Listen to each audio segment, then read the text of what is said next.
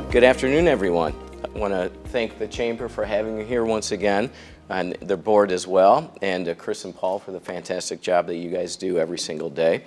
Also want to thank our sponsors, Erie Bank, Food for Thought, Mentor Economic Assistance Corp., and the Mentor Public Library. And Cheryl, thank you for the glass. If I know you well enough, I know that you do that strategically with St. Patrick's Day coming up. So thank you for that. So I also want to thank my city council members who are here today. They've been introduced, but an integral part of Team Mentor, and we work very closely every single day to bring forward a lot of the great things that I'm going to be talking to you about today. So it's always fun to place a little bit of perspective on things when we hit benchmark years like the year 2000 or when we switch over to a new decade.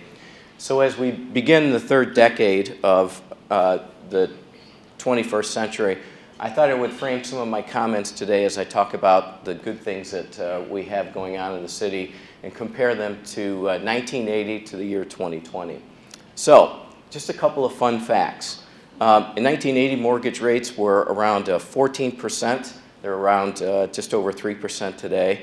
Annual inflation is just under 2% right now, and you needed to run out and get a home even at 14% because inflation was running at about the same rate back in 1980. Median household income in Mentor in 1980 was $27,000, and today it's just over $70,000 today. Your city government took in and spent about $10 million in 1980 for its general fund, and this year we'll spend about, bring in and spend just about $60 million. So a few changes. Here we go. So in the year 2020, the new Tesla Model Y subcompact is going to be hitting the market. In 1980, we got introduced to this beauty, the Yugo. 1980, the Material Girl Madonna was setting pop star fashion, and today we have Billie Eilish. 1980 introduced us to this guy, Tom Hanks. If you guys some of you might remember the show Bosom Buddies, and he's still around doing some good things yet today. So much like Tom Hanks, the Mentor of 1980 and the Mentor 2020 continues to be a city on the move, full of optimism and leading Lake County into a bright future. But perhaps the starkest difference between the Mentor of 1980 and of today is the changing in the population base of the age of our population base. We've seen a fairly dramatic rise in that median age. I'm going to bring up a table here to talk to you a little bit about. And I'll talk about a lot of positive things today, but I'll touch a little bit about how our aging population can have an impact as we move forward. So if you look at that table, you'll see that in 1980, we were actually a very young community with a median age of 28.7 years. Today, that's not quite 20 years older at 47.8, according to the most recent estimates. In 1980, we had 179 people over the age of 85. Today, we exceed that number by more than 1,000. So some of you are probably saying, so why does the aging of a community matter?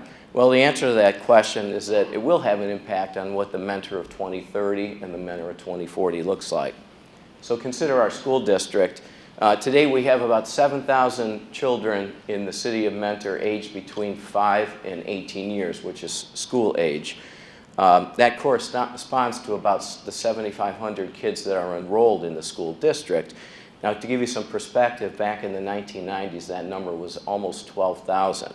So and that corresponds to what we know has happened. We've seen 5 elementary schools close in recent years.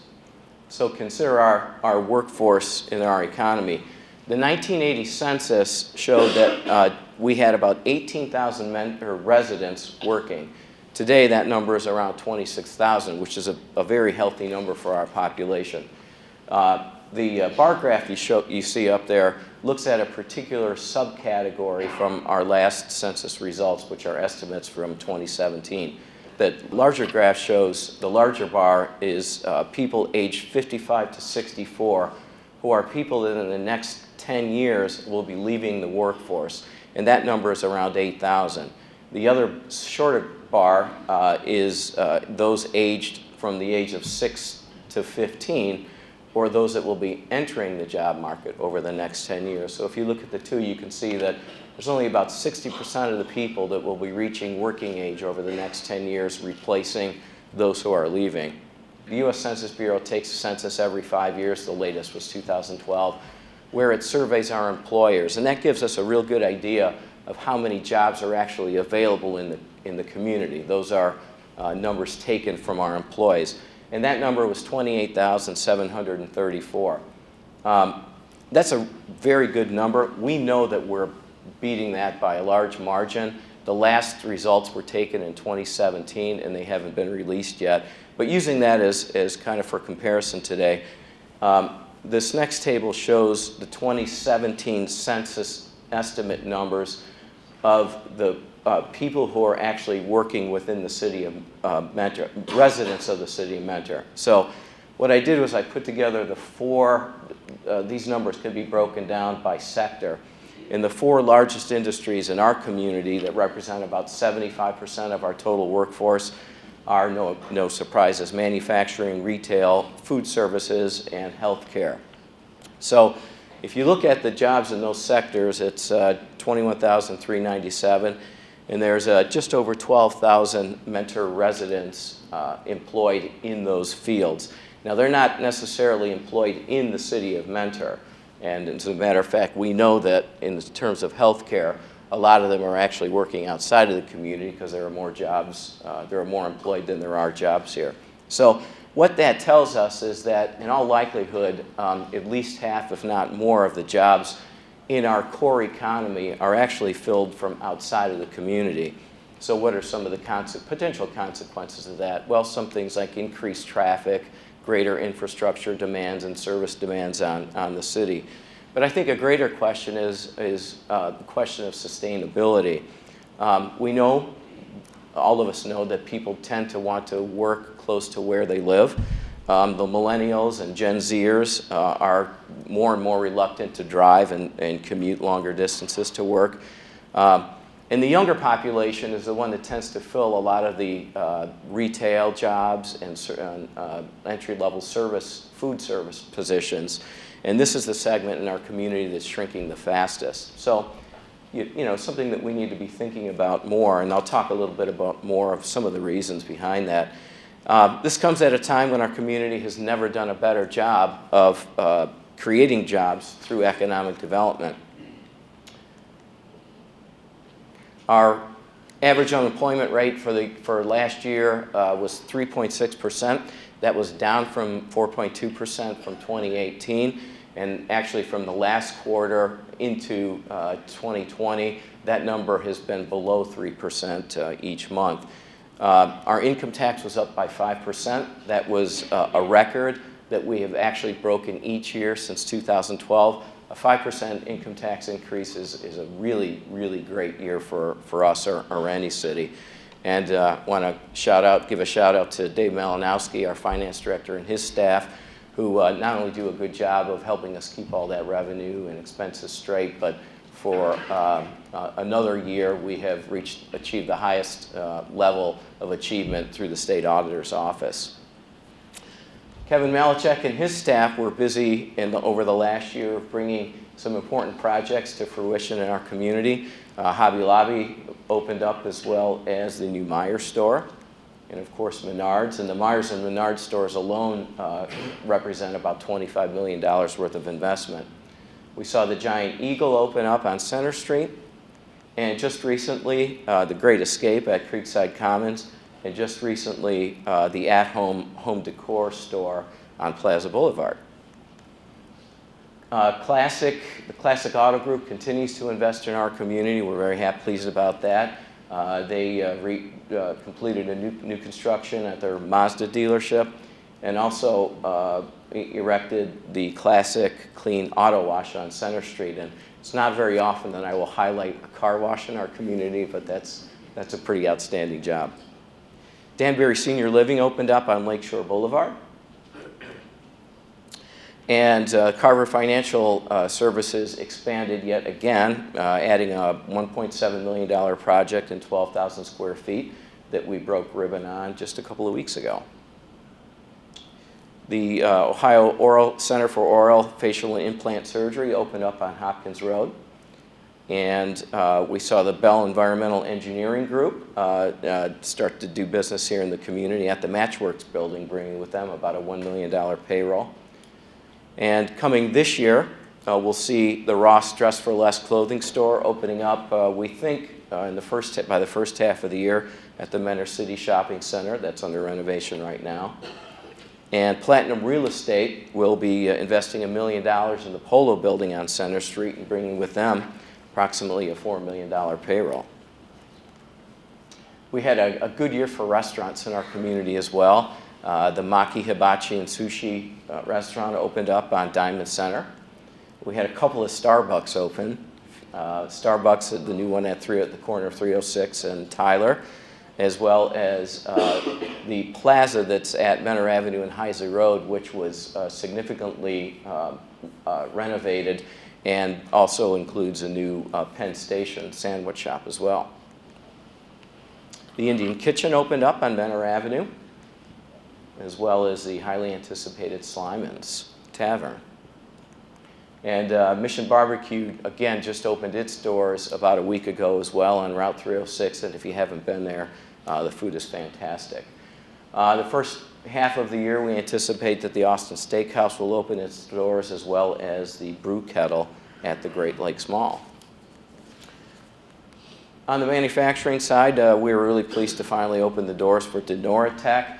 And the good news there is that they have already announced their intentions to expand onto that building already. Of course, Highland Electric opened up as well. And we broke the ribbon last summer on the new 34,000 square foot addition to Steris.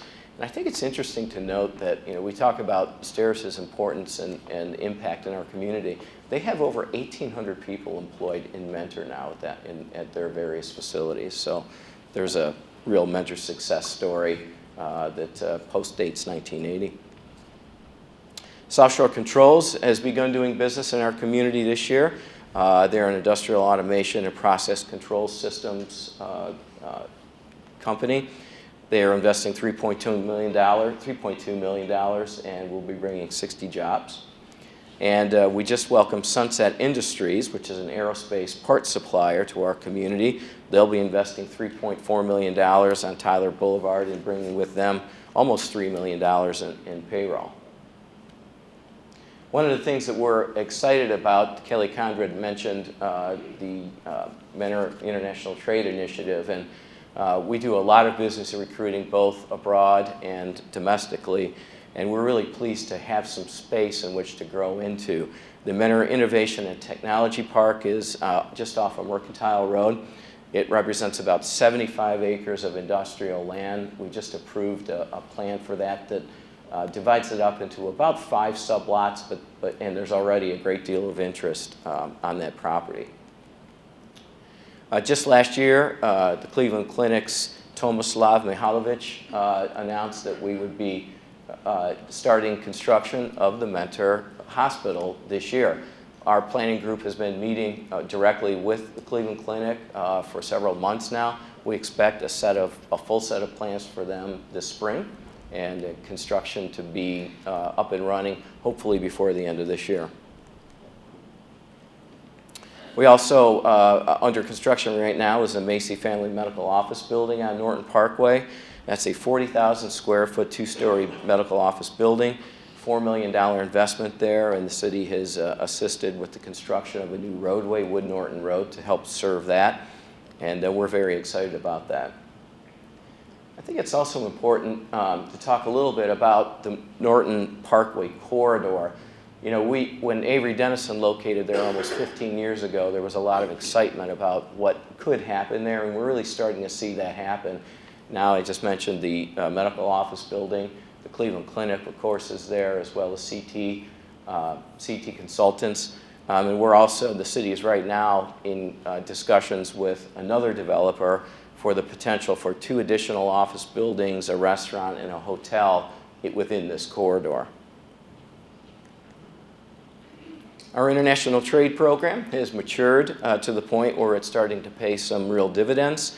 I want to thank the Port Authority and the County Commissioners. Commissioner Hamercheck and Commissioner Serena are with us here today. They've been big supporters of our program, and we certainly appreciate that help. Our trade mission to the UK and Germany last year put us in contact with a number of trade organizations. We attended trade shows, made presentations there, and we met with a number of private companies that I'm happy to say we are actively working with just to identify market opportunities for them here in our city. We'll be returning there this spring, and we're actually going to be expanding our reach into the UK in order to capitalize on the unique opportunity that exists for additional expanded business between the US and the UK in light of the final resolution of Brexit. We also hosted our second International Conference on Trade in 2019 last October. We brought several UK companies here for a 3-day conference, and in conjunction with a partnership with an organization called Medilink Midlands in the UK. They are a group that represents biomed and med tech companies, which has been our primary focus over the last 18 months with respect to our international work. And I'm pleased to say that several of these companies are now doing business with Mentor-based companies, and one is actively seeking a location here in our city, and they're being assisted by members of our staff. But don't take my word on their interest in Mentor. You can hear it for yourself. We were part of a trade delegation that came to Mentor probably 18 months ago. And many different businesses were part of that. And what I really liked about Mentor was there was a can-do attitude, which I hadn't come across anywhere else in North America. The city understands what is required for an international business to come into the area, and have been totally supportive in so many different areas, and are making it easier for me to touch on the things that are not natural to me coming from Europe and the UK. I look at it and I just think, why would I be anywhere else now? I have a medical device product. We're in 22 countries at the moment, and I very much want North America to be the 23rd. We have an association in the UK called Medilink, and I came across the trade mission that was happening in Mentor, Ohio through their website. We are members of their association, and being part of that mission, I really saw the value that we got out of it. First of all, to learn about the city of Mentor, which I personally have not heard ever of before, so it was really nice to see the place and meet lots of people here, and meet lots of companies as well, so it was definitely a trip worthwhile. So one of the things that we notice is Mentor is very welcoming. It's nice to have conversations with companies and clients in places where people want to do business. I mean, we always want to do business as well with everybody. And it's nice to speak with people who are open and are willing to consider what you can offer them. And we have already had positive conversations with a few companies that we met for the first time in October. And if you think about it, I mean, we are now January. That's a very, 3 months from an initial conversation to an engagement. That's pretty remarkable. So those were a couple of those who attended our past inbound trade missions here in the city of Mentor. So I want to circle back around now to talk a little bit more about some of the changes to our age demographic that I touched on earlier, and offer some thoughts on part of what's driving that change and how we might respond as a community as I talk a little bit about the subject of housing. This is that same table that you brought up earlier, but a few columns were added. If you look at the total housing units, so from left to right after the population totals, you see the total housing units, you see that increasing each decade. You see the number of households increasing, and you see the household size decreasing. And that really is the key takeaway that I want to point out, is that the continuing decreasing size of the average household is a real issue for us. And unfortunately, it's being driven by some societal changes that we really can't impact too greatly. There's a whole lot more single-family parents, single-parent households out there. The marriage rate for young adults is currently at the lowest level in our history in the United States. It's actually half of what it is from 1980, to use that comparison. People that do marry are doing so later in life. And the birth rate nationally is, in 2020, is about 20% lower than it was back in 1980. So that, in addition to the fact that millennials and Gen Zers have a tendency to be less likely to stay in one spot or in one job, has really contributed to that shrinking of the household size in our community. So what you need to take away from that is that the smaller and smaller the household gets, the greater and greater the demand for housing units becomes to simply sustain a population. From continuing to look at that table, if you look at from 2000 to 2010, the household size actually dropped from 2.65 to 2.44. That's about 8%. In that same period of time, in that same decade, we created about 400 new dwelling units in the city. In order to provide enough housing to sustain the 50,000 population that we had at that time, we would have needed to have created 1,200 more. So pretty stark difference. And as a result of that, you did see our population in the city drop by about 3,000 from census to census. So, put it bluntly, we simply don't have enough housing in our community to sustain the population that we have right now. And household size is also tied to a lack of diversity in our housing stock. In particular, we really don't have enough, we have a critical shortage of smaller format dwellings. And when I say that, think condos, apartments, duplexes, villas, because there's an interesting scenario with respect to that type of housing. You have first-time home buyers, millennials, baby boomers that are trying to downsize, and now Gen Zers coming into the housing market. They're all competing for that same type of housing inventory, which is very limited in our city. The corollary to that is that the shortage is keeping baby boomers, or a lot of the baby boomers, in their larger single-family homes because they want to stay in Mentor, but they can't transition into a smaller format that doesn't exist. So just to give you some idea of the type of housing that we have under review in the city right now, this is a single-family home development called Ridgewood Greens with 119 lots. We have a Brookview Reserve that just went through its first review of the Planning Commission, and then a preliminary plan for a subdivision called Glenbrook Estates, which has 36 sublots. And all of these are what we call RVG zoning, or residential village green, which quite frankly is about the only type of zoning that we have seen develop over, say, the last at least 20 years. And this type of zoning is very good at creating larger, affordable single-family homes. But the zoning district only allows 2.5 dwellings per acre. And so it really is failing to meet our housing needs as it relates to providing some of these smaller formats, because developers simply won't put 5 condos on a 2-acre parcel of land, for example. So nationally, this is an issue as well. There used to historically, units under 1,800 square feet went from about 1 in 3 historically to about 1 in 5 as recently as 2017. In our city, since the year 2000, we've constructed about 1,500 new dwelling units. Only about 100 of those are the smaller format housing that I mentioned, so that's about 115. So the shortage of housing and the lack of diversity in our housing stock is definitely playing a significant role in the aging of our community. So what can we do about that? Well, part of the problem has been our zoning regulations, which really haven't changed much since the start of our community 50 years ago or more.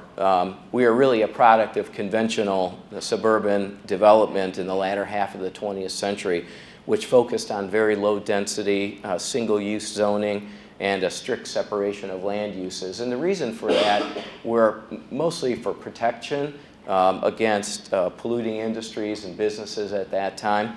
But interestingly, it is a contradiction to the early part of the 20th century, where you saw developments predominantly that were higher in density and that integrated land uses and allowed people to walk to work or to their local grocer or to a restaurant.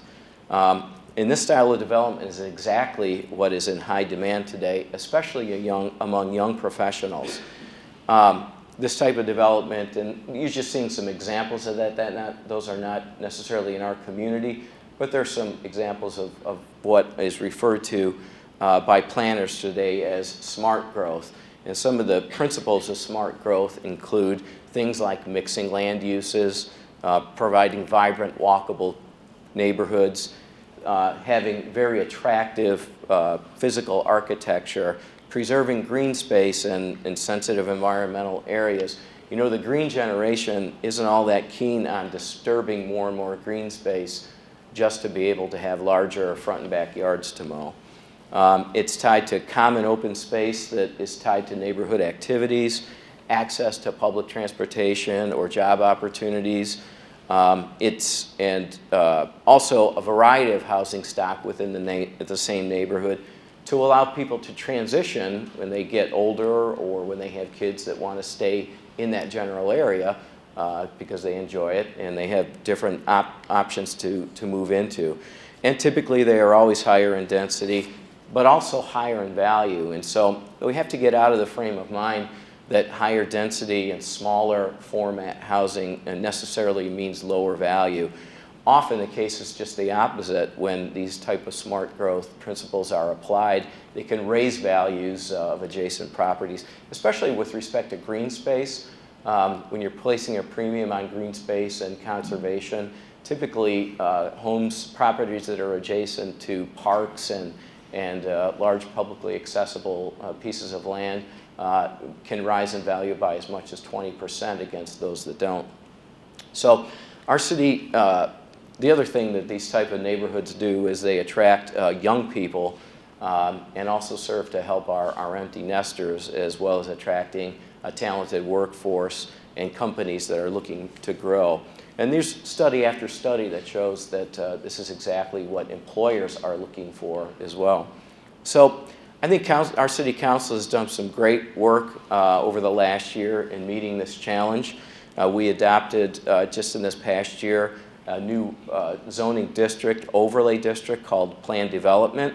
And I want to give a shout out to Kathy Mitchell, our planning director. Where's Kathy? Hi, Kathy. She's done a great job of spending about a good year on helping to put this together and working with city council in the administration on that. And what this does, it requires that for the zoning to be adopted, and it can be overlaid over any zoning district within the city. It requires mixed uses. It allows for much higher density with much higher architectural standards. It requires more high quality open green space, and it all has to be put together in a cohesive and integrated plan. Probably the first example of that we have under these new PD regulations is the Bolton Estate property that will be appearing before the voters for consideration in the March primary election. And the Bolton property is about 220 acres, and it's essentially broken down into 4 sub-areas. The area to the largest area to the north property. So this property runs from south to north from Interstate 90 to Route 84. So the northernmost piece of that is a very nice mixed residential use on about 69 acres. The middle portion, we'll call it, which would be an extension of Norton Parkway, again, that important corridor that I talked about earlier, would extend into this property across 615. The middle section is 28 acres and will have be a mixed use for retail, office, and some residential. And then the smallest piece is to the south. It's 29 acres that will be for commercial development, and that butts right up against Interstate 90. That's all connected to about 70 acres that will be conserved and will be publicly accessible. Some of their literature has referred to it as a parkland but it will be remaining as green space. So in my opinion, it's exactly the type of development that's lacking in our community. There's a lot of excitement about it. I'll be supporting it personally. I won't tell you guys how to vote, but it is something that I think is going to be very well received in the community. Another change that we made this year was voted on last November, and it was a charter revision that gives City Council the authority to rezone distressed properties within the community. And when I say distressed properties, think Sears building. And some of you may know that we had an interested developer looking at that Sears property for potential residential development. That may or may not go forward, but that's exactly the type of project that we would be looking at. It allows council to rezone these areas for a mixed-use type of development. And I think it's an important piece of important change that moved forward. When you consider the fact that Mentor, as you all know, is one of the leaders in the state of Ohio for commercial and in particular retail development. We have 7 million square feet of retail space in the community. And right now we're doing very well. We're beating the curve, but as people's habits change and internet sales become more and more relevant, brick and mortar retail is going to shrink, and someday that will impact us. So we need to be prepared and in a situation to be able to redevelop some of these properties if they can no longer be supported by retail, new retail players. One aspect of life in Mentor that continues to change every year for the better is the outstanding services that are provided by our safety forces. 2019, we welcomed new leadership to the police department with the appointment of Chief Ken Gunch. And both he and Chief Bob Searles are continuing the very long tradition that Mentor has of striving to be the most effective and innovative police and fire agencies in Ohio. And a couple of interesting statistics that I want to just mention here today, because it shows a couple of trends that I think are very positive for us. Criminal offenses in our community were down 7% in 2019 from 2018. In the year prior, 2018, they were down 22% from the year before that. So that's very good to see. Adult arrests were also down 18% in 2019 from the prior year, which was down 15% again from 2017. So we like to see those type of things head in that direction. In the fire department, to give you some perspective again on the year 1980. In 1980, we had 3,753 calls for service. In 2019, last year, we had almost 8,800. So in about 40 years, our fire calls have not quite doubled, but our EMS calls have tripled. Again, ties into some extent to the aging of our community. We had a heavy emphasis in 2020 on improving the means for our safety forces to do their job. We'll spend about $1.5 million on new fire apparatuses in 2020. We'll be placing a new engine at Station 3, a new rescue squad at Station 2, and a new special services vehicle, which will, it's about a $600,000 investment that will carry all of the heavy equipment that we need for those circumstances requiring difficult rescues. We worked very successfully with the Mentor Lake County Port Authority to purchase a piece of property behind Fire Station number 4. We will be under construction this year for a $3.2 million regional response facility. That'll house a lot of the city's specialty equipment and vehicles and also serve as a potential command center and training center for large-scale incidents in the county. In serving our residents, our police and fire departments continue to find new and innovative ways to enhance community safety. School Superintendent Porter mentioned at our last meeting here about the active shooter training that we conducted here in May. Again, from the city standpoint, and I know from the school's standpoint, we feel we are much better prepared to handle these incidents going forward as a result of that, and we definitely value our relationship with the school district. Our police department began a new program called SCRAM this year.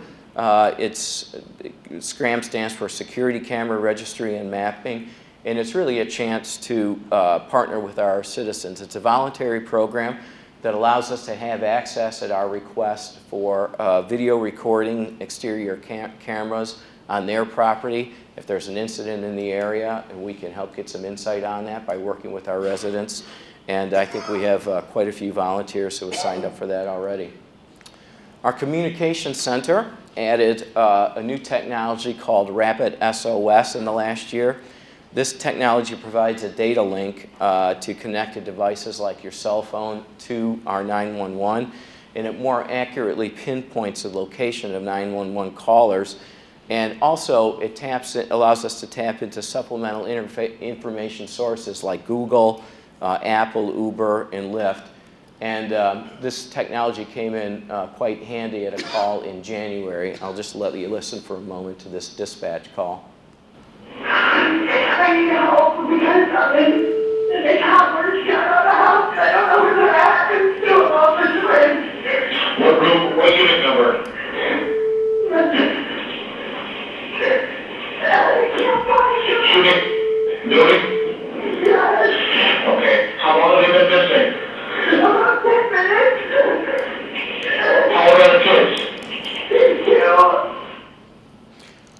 So what you were listening there was a mother who lost sight of her twin 2-year-old toddlers that left the house through the front door and were gone out of her sight for at least 10 minutes. So using this Rapid SOS system, our dispatchers were able to bring up a satellite view of the area and alert the firefighters and police that were arriving at the scene before they got there of all of the high-risk areas like ponds or a pool that were in there, so that they could immediately go to those locations and search them out. And happy to say that they were found safe and sound. Even with the best equipment and methods, the effectiveness of our safety services is still predominantly driven by the effectiveness of the men and women who serve this community. In January, officers responded to a car that was traveling the wrong way on State Route 2.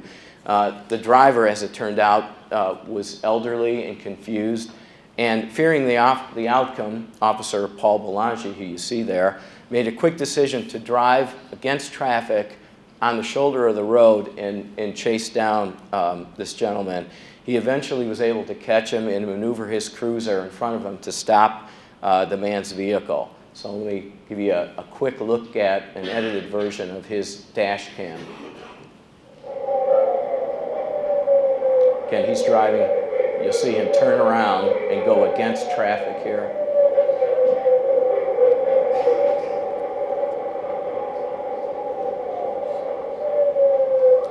And if you could see that dash cam, you'd see that at points he was driving about 70 miles an hour.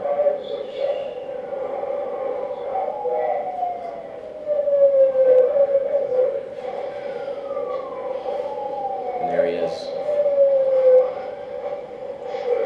And at that point he stopped it. So, you know, had it not been for his quick thinking and bravery, that could have not only been tragic for the gentleman driving, but fatal for a lot of other people. And it's that type of example that was able to give our police department a 98.6% overall satisfaction rating in a random survey of many respondents that was conducted through the course of the year. I actually think that deserves a round of applause.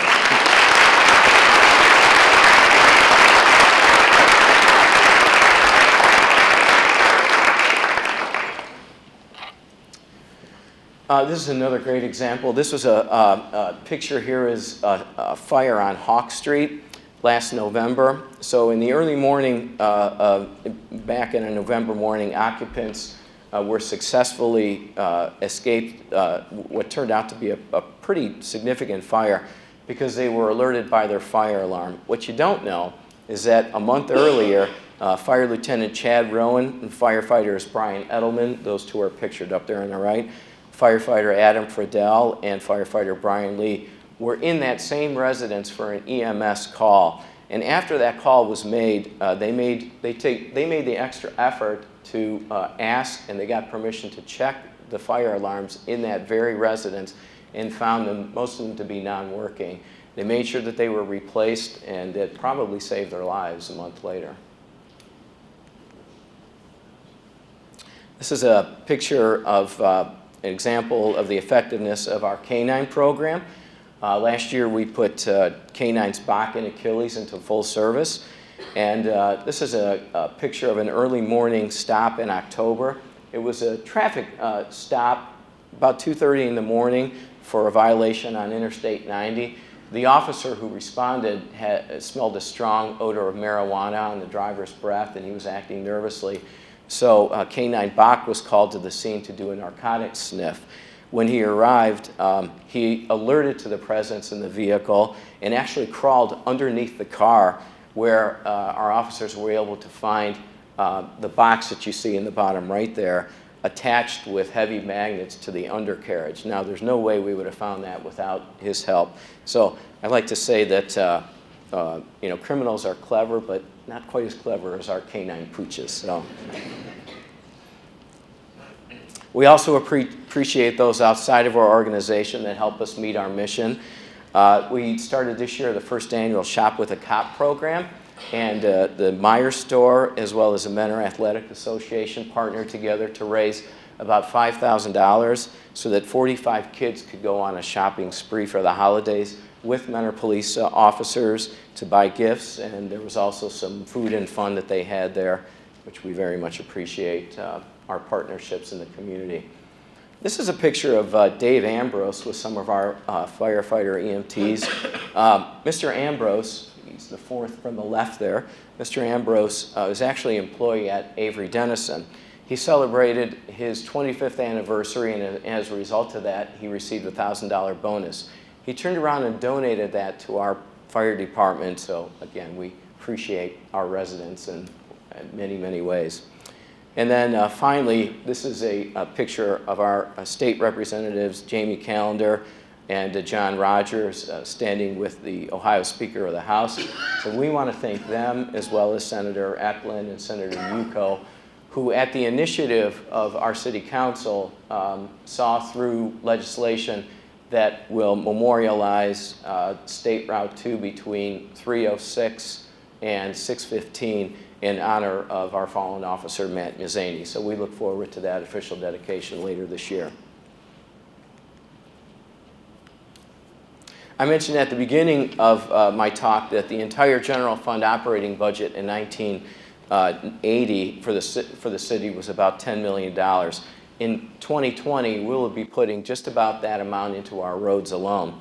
So I want to thank our city engineer, Dave Swigger, and our public works director, Matt Schweikert, who make sure that these projects, which the city has invested many, many tens of millions in the last decade into these projects, and they and their staff are primarily the responsible parties for seeing them through. We continue with our Headlands Area Street Rehab Program. This is phase 4, and will be under construction later in the year with Lake Overlook Drive. That's another $1.6 million total reconstruction. Bell Meadow is currently under construction, and those, exactly see that, but the red lines are those streets that we have completed so far. The green are under construction, and you can see that we're almost through that area. This is a picture of Diamond Center, and there's been a lot of activity on Diamond Center in a lot of ways over the last year, but I'm happy to say that the city will be taking charge of the problem with the increased traffic there by adding 2 additional turn lanes heading westbound onto Heisley Road. We'll also be placing a signal at the intersection here in the spring at the Menards and Home Depot Drive locations. We will be resurfacing Hopkins Road from Market Street to Menor Avenue this year at a cost of about $1 million. Tyler Boulevard will see a complete resurfacing from Center Street to Heisley Road. That's about a $1.4 million investment. Center Street will be getting a very much needed resurfacing from State Route 2 to Munson Road. That's about a $1.2 million investment. We'll be rehabilitating the bridge that on State Route 306 that goes over State Route 2. If you go by there, you know that the fencing is old and rusty and ugly, and the side parapets are in need of repair. We'll be sandblasting that and painting that. and then erecting a Mentor sign similar to what we did at Interstate 90 there when it's all completed. And that's about $500,000 worth of work. We have a major storm sewer improvement project in the Stockbridge and Dartmoor areas that'll affect a large population there. It's about a $1.1 million project.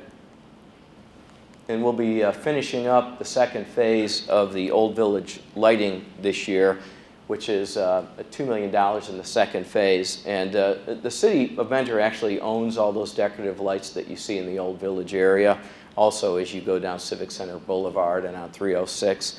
But most of the street lights in the city are owned by First Energy and are leased to us. They number about 5,200. And this year we started the conversion over to LED lighting on all of those. And all 4 wards have already seen some changeover. It will take many years to see a complete changeover, but we're starting that project. We spend about $1.2 million a year to lease those lights from First Energy. The LED conversion will save about 80% of the energy cost and cut our lease rate in half. So it's about $1.6 million to do all of them. There's about $300 a lamp to convert, but it'll be just about a 3-year payback for us. So we're looking forward to that. You know, and that is in line with our commitment to the environment in our community and sustainability. I'm really happy to say that over the last 5 years, the city of Mentor has planted over 1,000 trees in the community, and we are committed to continuing to plant 200 to 300 every year for this foreseeable future. In fact, this year, as part of our improvements to Springbrook Park, we'll be planting a tree farm there that will help us provide our own nursery stock moving forward, which is a nice opportunity for me to transition into the work that's being done in our Parks Department. It's also a time when we're reinvesting in our parks facilities to help our Recreation Department fulfill its primary mission of providing high-quality programming to our residents. Again, by way of comparison, in 1980, we had 130,000 people participating in organized activity in the Recreation Department. In 2020, last year, participation under the direction of Ken Kaminsky and his staff, participation was nearly 400,000. So pretty dramatic increase in the number of people that we're providing fun and leisure activities to. This is a picture of our marina. We began some dock wall replacement there this year. We'll be replacing about 650 feet there at a cost of about $600,000. All of it needs to be replaced, and we're committed to doing this incrementally.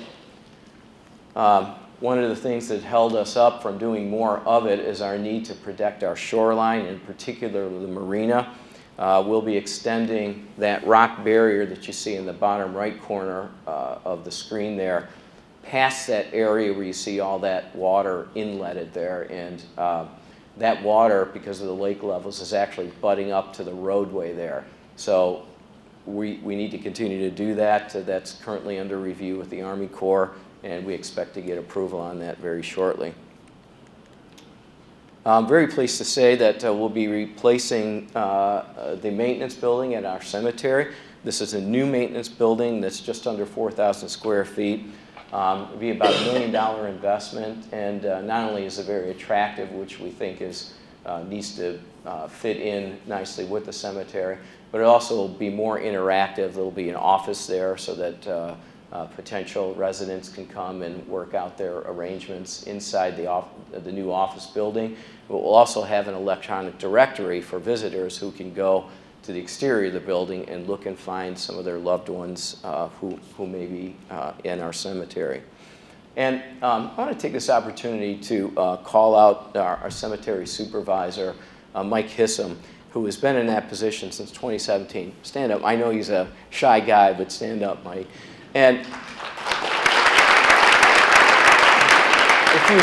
if you visited there in the last few years, you'll see a markedly better quality of care out there. He and his staff take tremendous pride out there, and you know, when an area like that means so much to the relatives of those that are buried there, it's important that we respect the serenity of that environment. At Springbrook Park, there's a lot of activity happening out there this year as well. We're restoring a section of Marsh Creek that runs through the park. This will restore about 3 acres of wetland habitat and also will create some important stormwater detention for the neighborhoods to the north of that are downstream. That's about $500,000 worth of investment there. And then we're very excited about the construction of a new year-round pavilion. This will be a structure of about 4,800 square feet. It'll be an all-season facility that will be used for programming and for rental. There'll be sectional doors that open up in the summertime so you can come and go from the outside. There'll be a warming kitchen in there as well as interior and exterior restrooms to serve the park and a large multi-purpose area. So that we're hoping to have that under construction this year. Garfield Park saw some new playground equipment this year. Incidentally, Garfield Park was open to the public in 1980. And we're also doing a restoration work on the old stable building that's out there. Most people don't even notice this building, but it's probably at least a century old, and it's been on the grounds since long before the city took ownership. We'll be removing that cupola, repairing and replacing sections of the slate roof and restoring that. And while it really isn't used right now for much, we think it's just important to maintain some of our important heritage. We'll be replacing new bleachers in the west rink of the ice arena this year. This is the rink where the Mentor Icebreakers play. Mentor Icebreakers had a very good second season, and they tell us that they are already locked into a third season, so we're looking forward to that as well. Actually, recently, their general manager and owner just gave some comments at another event and mentioned that they think that the Mentor Ice Arena is one of the finest, if not the finest, sheets of ice that they play on around the country.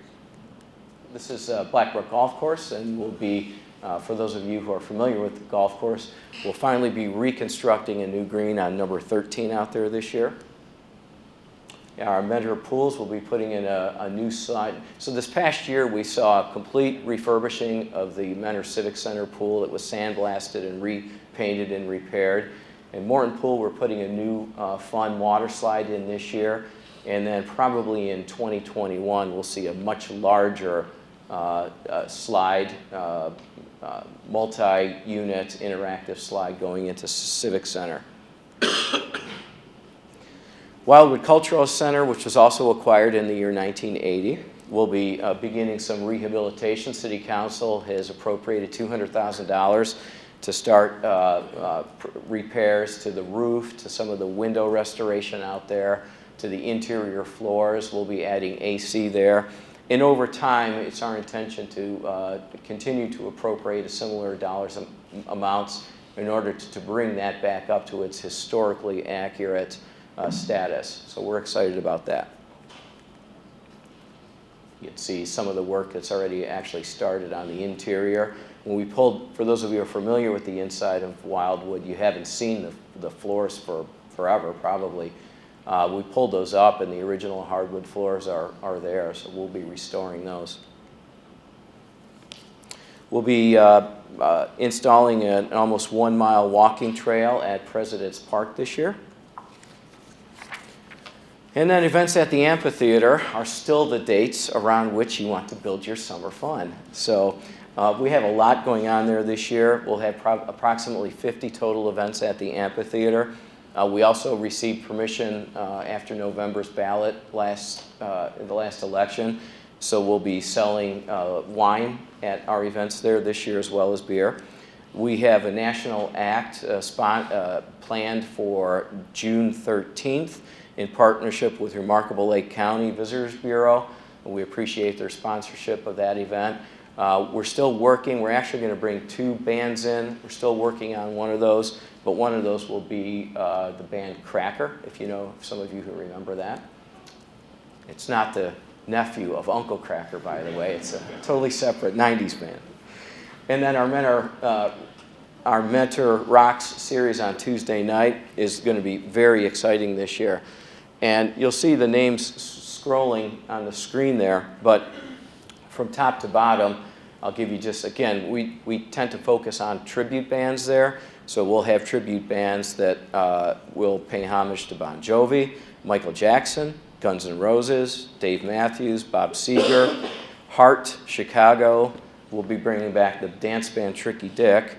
Then tribute bands for In Excess, Jason Aldean, Bruno Mars, Pearl Jam, and finally Journey on our last Men Are Rocks of the year. We're also going to be bringing back the band Queen Nation that was very successful last year for Menor City Fest. And then finally, we're starting a new program this year that we're calling Patriot Week. And Patriot Week begins on June 30th, and June 30th is the date of Hollywood Nights, the Bob Seger tribute band on Tuesday. Then on Wednesday, July 1st, we're very pleased to be bringing to the amphitheater the 122nd Army Band. On that Thursday, the City of Mentor will be hosting a picnic for all veterans in Lake County, and we're coordinating this with all the veteran agencies in the county.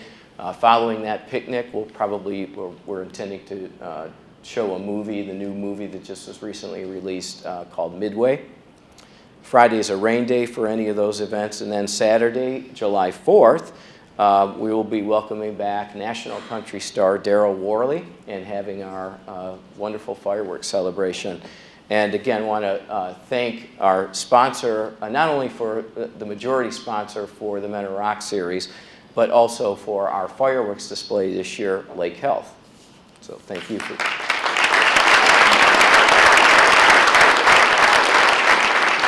So before I conclude here, I just want to also give a shout out to Ante Lagorsic, Jonathan Edwards, and Andy Spiesman, who helped put together this fantastic presentation, as visual presentation. Hey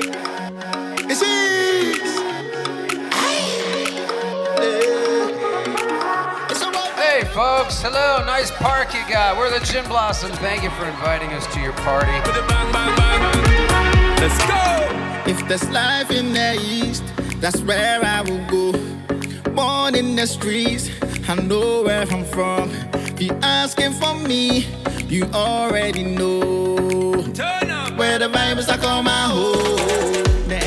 You join our family, and so we're so honored to have you here today and to welcome you into American citizenship. The air that we breathe, the same everywhere.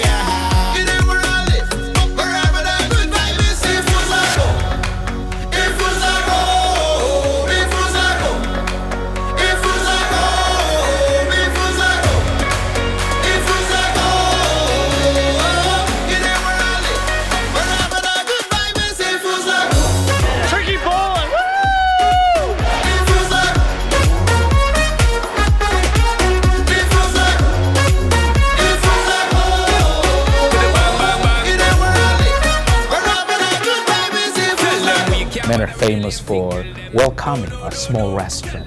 They're supporting their local business. I do my research, so I made a great choice. That's from my heart.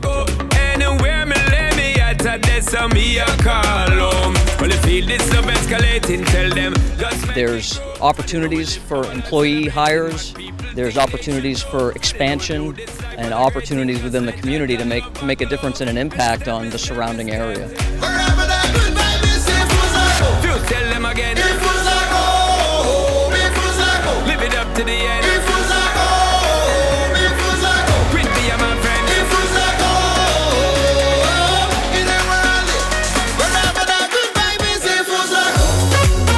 It's better and better. We can tell that from the minute we walked in.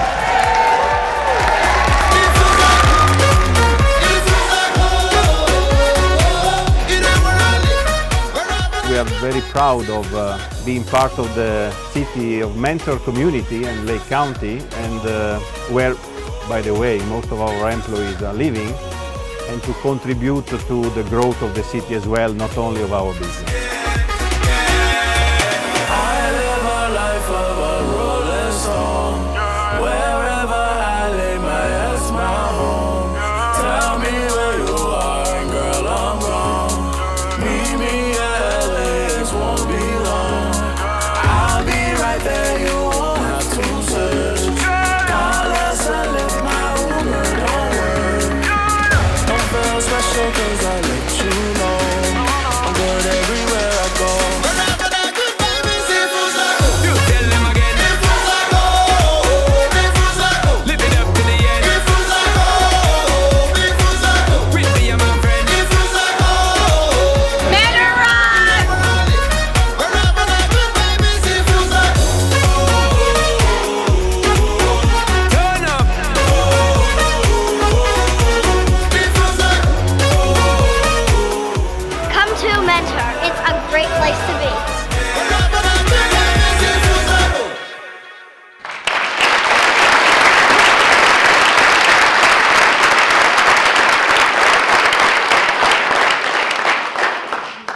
So my final reflection from 1980 comes from that year, from a memo that I recently dug up that was written to the Mentor City Manager at that time, Ed Pottigill, from the Parks and Recreation Director at that time.